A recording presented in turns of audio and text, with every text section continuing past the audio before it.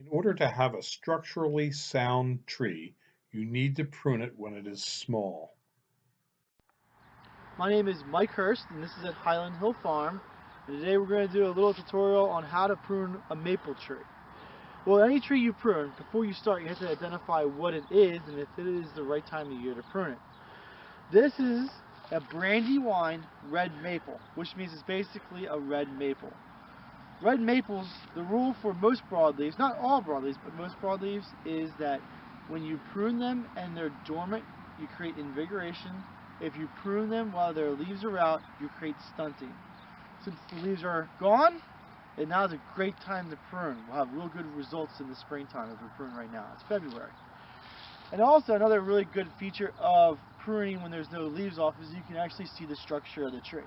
And this maple here is super easy. There's not a lot wrong with it, so it'll be real quick to go do. But it's just a little bit small in caliber. It's probably about 1.25 inches, maybe 1.5 inches in caliber. When we judge caliber, we usually go about 6 inches up from the ground and measure right about there.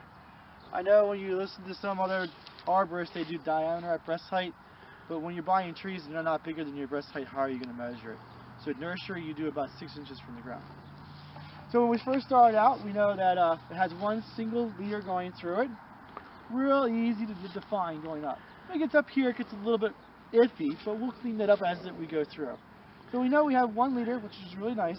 We have a really nice branching right here, a real nice Y. We like having our trees start out with a Y.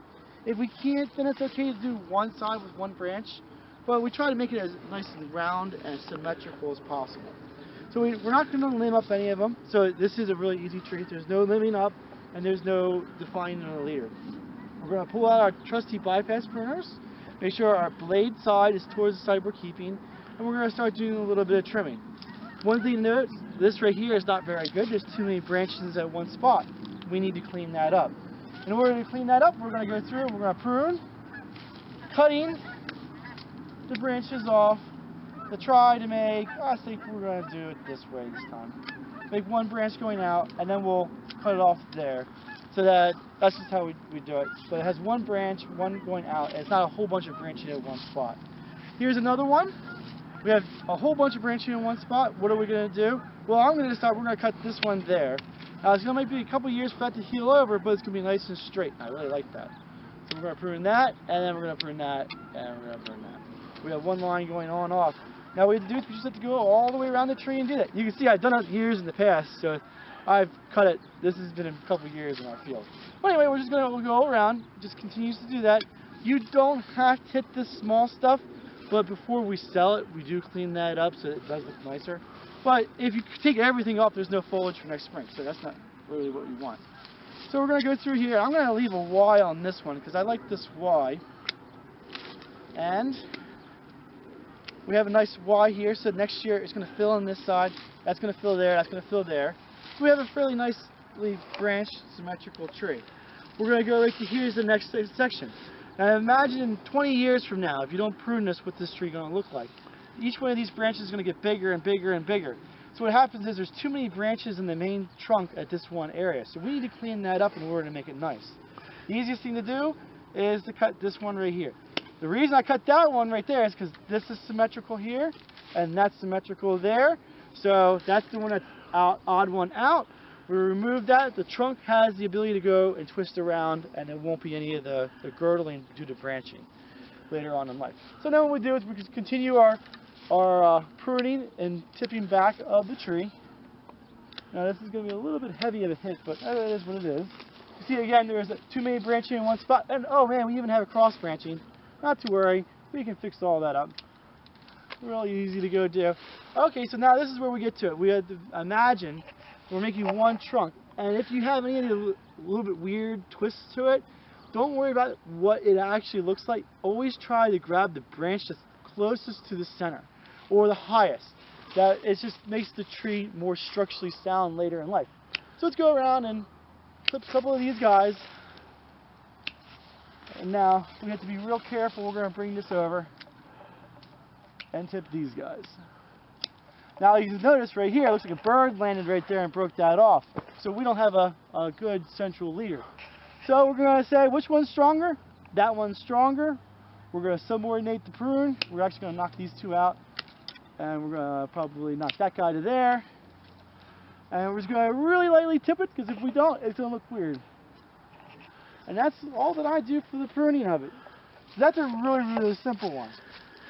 There's a really hard one over here. This one here is much harder. And you look at it and go, oh gosh, look at that structure. Ooh. Oh boy. So the first thing I'm going to do is you look at it, step back a little bit.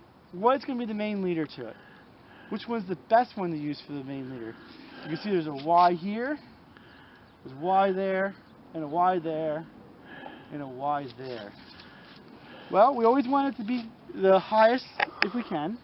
So this one's higher than this one, even though this one's bigger. So if we prune this one down, this would be easily overtaken. If you prune this one down, this is still going to be above that, so it has a chance of coming back. So long term, this is the one you want. So in order to do that, that means we have to reduce this one. So okay, that's fine. That's actually quite easy now. All we do is just follow up. That's main. That's the strong one. That's the strong one. This is going to be the lead. That's going to be the lead right there. Even though that one's bigger, that's going to be the lead. Oh, we'll see the branching is about right height. There's going to be a nice Y right here, but it's also wide on the other side. So we're not going to have a real nice structure like that one over there. But we are going to remove this one and this one. So at least the main branching is about the same spot. There's too much branching going on. So we need to clean it up so that years later, when the tree gets nice and big, the branches aren't growing into one another. We don't want that. So we want to make it nice and clean so there's space between the branching. Let's knock this back a little bit. Not too much.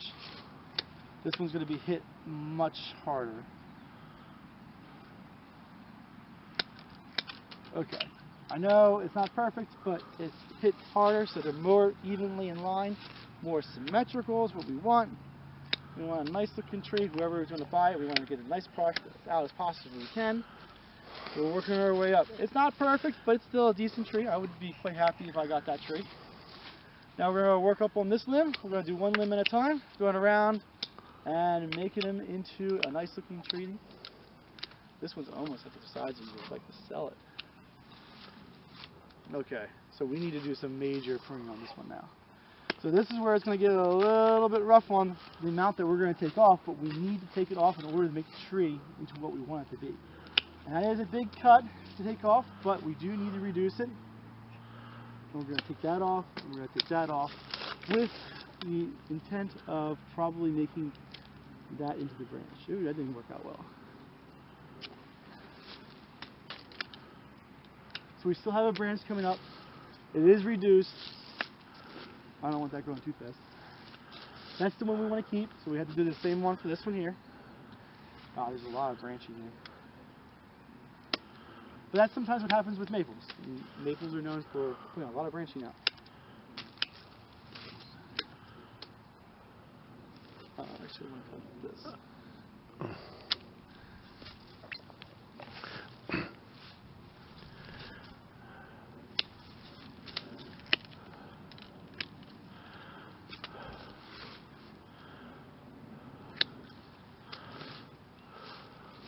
So there's too many branching at that one spot. We need to remove 2 of them probably. Later on in life it doesn't mess it up too much. And then this one here, we're just going to lightly tip. We're probably going to leave that one go because we want it to be growing faster than the rest. We probably won't have to stake it at this particular point of its age in life. It'll probably grow out pretty much straight. That's probably the right way to go after it. That's how I would do it. And next year you should be able to sell it.